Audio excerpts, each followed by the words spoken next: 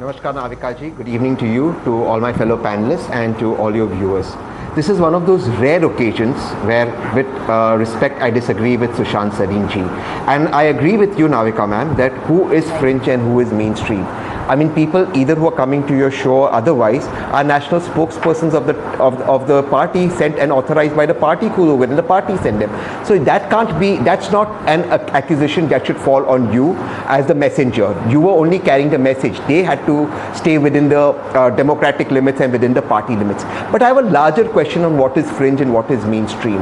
Because fringe is the lady from Bhopal against whom I had filed the complaint, who the Honorable Prime Minister told you personally, ma'am, that she has broken, she's hurt him and he will never forgive her. Today a member of parliament she was fringe at one time. Today she's a member of parliament after the Prime Minister promised you, ma'am.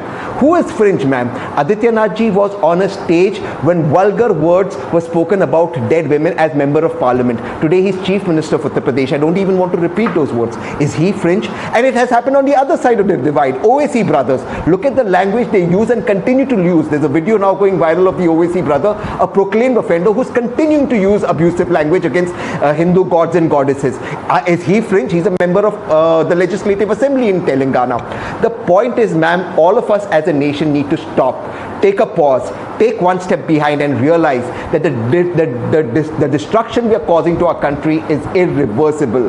We will all not be there in the next 40, 50, 60, 70 years, but India will remain forever. We cannot destroy the legacy of India. India is not a 70-year-old nation. It's a civilization that is hundreds and hundreds of years old.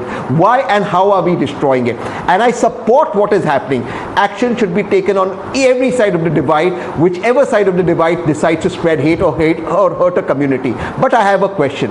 When the Honorable Supreme Court gave guidelines, in my particular case, on how hate speech must be tackled both online and offline, why did the Honorable Prime Minister and Home Minister not pass that law in Parliament, despite me going personally to the Home Secretary? Even now I've asked them for an appointment.